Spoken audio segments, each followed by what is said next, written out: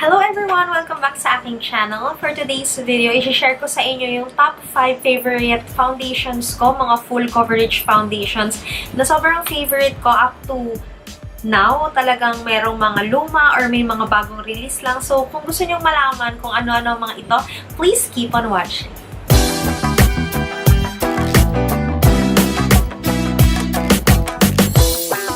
So, let's start with my 5th placer. So, ang 5th placer ko is itong from the Faceshop. Yan. So, ito yung Power Perfection BB Cream and I'm in the shade 203. Yan siya, guys. Sobrang full coverage ng foundation na to. I got this for 695 pesos. So, merong 20 grams. And may mas malaki pa nito, guys. So, buti na lang din. Maliit lang din yung kinuha ko kasi yun nga, sobrang mahal na nung mas malaki nito, nasa 1,000 plus. And, isuswatch ko siya para sa inyo. Ito yung shade na 203. So, ito siya, guys. Yan. So, pag sa braso ko, parang pasok yung shade niya. Yun lang, kapag ginagamit ko to, gumagamit ako ng brightening powder kasi parang mali yung shade na nakuha ko sa sarili ko. Mali ako sa shade ng mga unang panahon. Ganon. So, ang top 4 ko is from BLK Cosmetics, yung All Day Matte Liquid Foundation nila. I'm in the shade Porcelain. Ito yung pinakamaputi. So, kadalasan guys, ang foundation ko talaga is yung pinakamaputi kung anong range man meron sila. Laging nangyayari yun. And sobrang nagustuhan ko tong foundation na to kasi full coverage siya, pero hindi siya mabigat sa pakiramdam and very glowy yung skin ko right after ko i-apply yung foundation. So, yun, perfect to for parang, alam mo yun, mala-glowy skin, mala-glass skin effect na makeup foundation. So, pasok tong foundation na to. So, I got this for 499 pesos and sobrang sulit kasi 30 ml siya and good for 24 months. Ano po 24 months tong foundation na ito. And yun, sobrang ganda niya. Nakakatuwa. Maganda tong foundation na to, guys. Okay, ang top 3 ko naman is itong si Bilena na All Day Liquid Foundation. Sobrang mura lang nito. Alam nyo to, ni-review ko na rin to. Meron akong video nito and ang shade ko dito is Silk and Porcelain. So, pinaghahalo ko yon kasi hindi match yung shade kung isang silk, isang porcelain lang. Hindi ko nakuha yung timpla na gusto ko. So, yung pinaghalo ko sila and nagustuhan ko yung shade na kinalabasan. And this is just 195 pesos for 35 grams. And as of today, sold out na daw to. May mga nagtatanong sa akin kung saan pa ba makakuha nito. And yun, hinahanap ko rin siya para sa inyo. Huwag kayong mag-alala. Pag nagmumall ako, tinitignan ko kung meron pa nito. Pero unfortunately nga, wala na ako halos makita nito. Lalo yung mga lighter shades. Ang alam ko natitira na lang is yung basta yung pinaka-dark Storm ba yun? Parang yun yung shade na natitira na lang. And yun, maganda kasi talaga tong foundation na to. So, siya yung pang top 3 ko. Okay, ang top 2 ko naman na favorite na foundation is itong Maybelline New York na Superstay 24-Hour Full Coverage Foundation. Yan. So, ang dami rin may gusto nito, guys.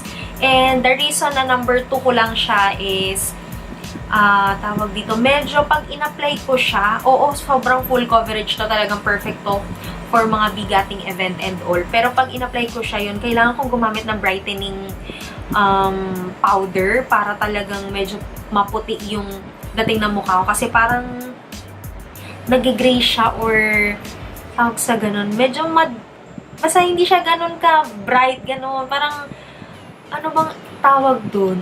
Parang nananatiling flat yung itsura mo pag ganito. So, yun, kaya top 2 ko lang siya. Pero pagdating sa coverage, talaga naman, sobrang perfect tong foundation na to. Ito talaga yung mananalo sa lahat ng local products or drugstore products. I mean, na maglalaban-laban when it comes to foundation. Isa to sa mga marereko ko talaga.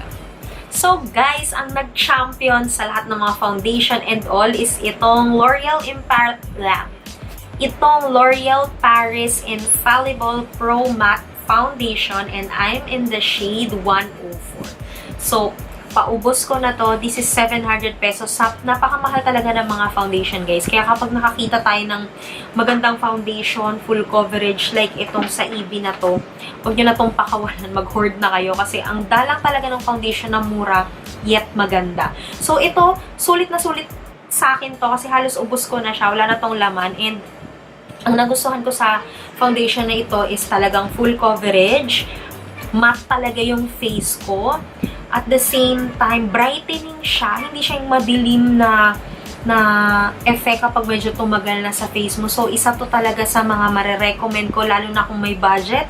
Ito na yung kunin nyo dahil lahat na ng karakteristik ng magandang foundation is nandito na sa foundation na to. So, yun guys, yun yung 5 foundation na nagustuhan ko. And marami pang foundation dyan. Pero ito talaga guys, yung mga nagwagi. Ayan, yan sila.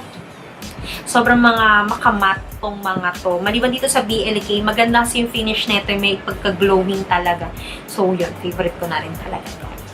So, that's it guys. Sana nakatulong ang video na ito. Sana nagka-idea kayo sa mga foundation na perfect. Kung halimbawa skin color ko kayo, yun, ililista ko yung mga shades ko sa description box para hindi na kayo mahirapan pili ng shade nyo. And yun, medyo mahirap kasi mahal yung mga foundation. So, crucial kapag mali talaga yung shade na nakuha mo, off na agad, mawalan ka na ng gana dahil lalo gagastos ka na naman for another same brand dahil lang mali yung shade na nakuha mo. So, ang isa lang na hindi ko na perfect yung shade is itong from Faceshop, the Faceshop, pero nevertheless, nagagawan ko siya ng paraan using a brightening powder.